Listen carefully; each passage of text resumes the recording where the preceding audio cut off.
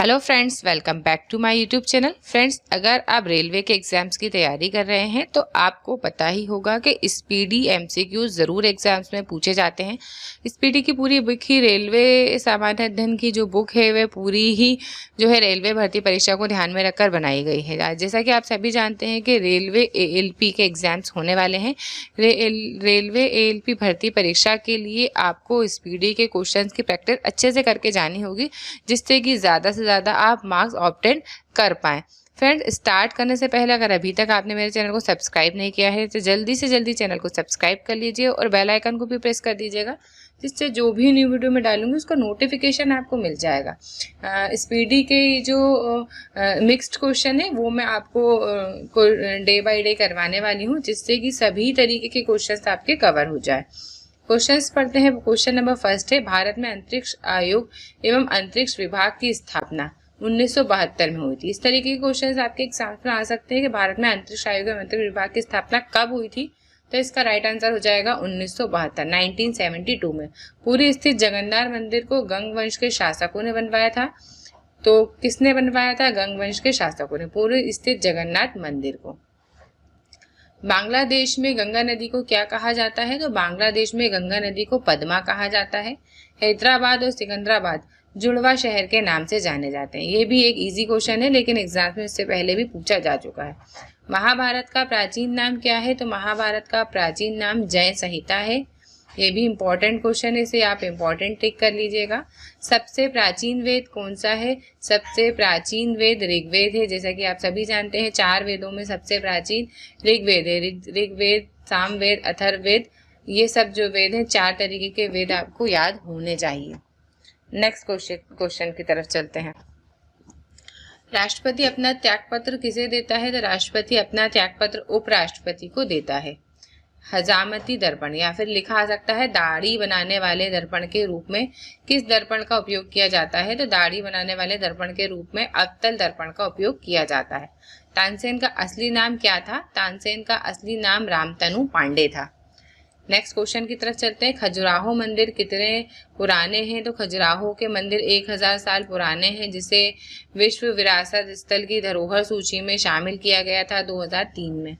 Next question की तरफ चलते हैं। हाथी गुम्फा कहाँ है? हाथी गुम्फा अभिलेख जो है उड़ीसा राज्य में है और जिसे खारवेल ने बनवाया था। गोकक झरना कहाँ है? तो गोकक झरना जो है बेलागावी कर्नाटक में है। नेक्स्ट क्वेश्चन है, अम्लीय वर्षा का प्रमुख कारण क्या है? तो अम्लीय वर्षा का प्रमुख कारण SO2 तथा NO2 है। नेक्स्ट क्वेश्चन, गुड अर्थ पुस्तक के लेखक, ये एक मोस्ट इम्पॉर्टेंट क्वेश्चन है।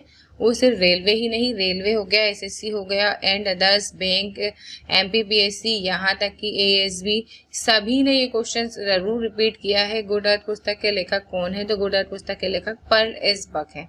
भारत की प्रथम युद्ध मिसाइल कौन सी थी? तो भारत की प्रथम युद्ध मिसाइल पृथ्वी है। सामाजिक सुधार करने वाला प्रथम मुसलमान शासक कौन था? सामाजिक सुधार करने वाला प्रमुख मुसलमान शासक जलालुद्दीन मोहम्मद अकबर थे। आयात निर्यात बैंक की स्थापना कब हुई थी? तो आयात निर्यात बैंक की स्थापना 1982 में हुई थी। ट्रांजिस्टर का आविष्कार कब हुआ था? तो ट्रांजिस्टर का आविष्कार 1948 में हुआ था। कब हुआ था? 1948 में हुआ था।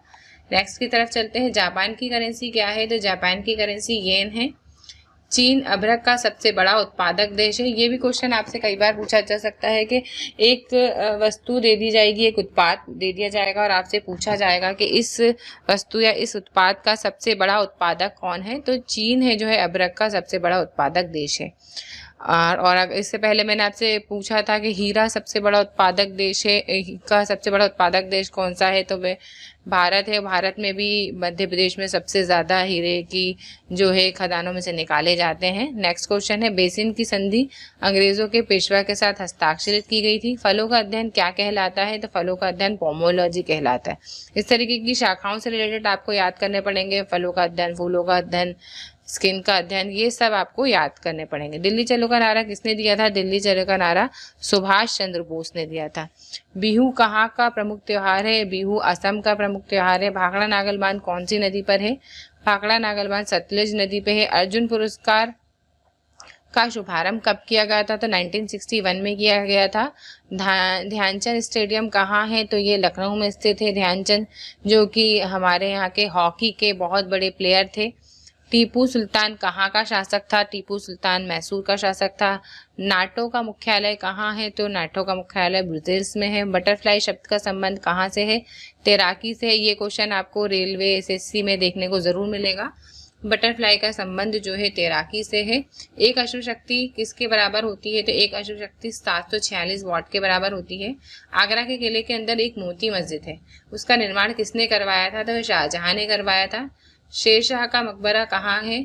शेरशाह का मकबरा सासाराम में है। और ये सासाराम कहाँ है? ये है बिहार में है। सासाराम बिहार में। रांगा जिसे टाका बोलते हैं, टिन तथा सीसा की मिश्र धातु है। इंग्लिश चैनल पार करने वाला पहला भारतीय कौन था? तो इंग्लिश चैनल तैरकर पार करने वाला पहला भारतीय मिहिर सेन था। राष्ट्रीय पुस्तकालय कहाँ है? नेक्स्ट है राष्ट्रीय पुस्तकालय कोलकाता में स्थित है।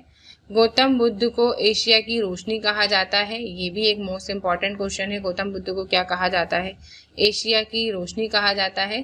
बांदीपुर राष्ट्रीय उद्यान कहाँ है? ये एक मोस्ट इम्पॉर्टेंट क्वेश्चन है। राष्ट्रीय उद्यान और राष्ट्रीय अभ्यारण्य से रिलेटेड क्वेश्चंस आपको हर एग्जाम्स में देखने को जरूर मिलेंगे। यहाँ पूछा गया है बांदीपुर राष्ट्रीय उद्यान कहाँ है? तो ये कर्नाटक में है।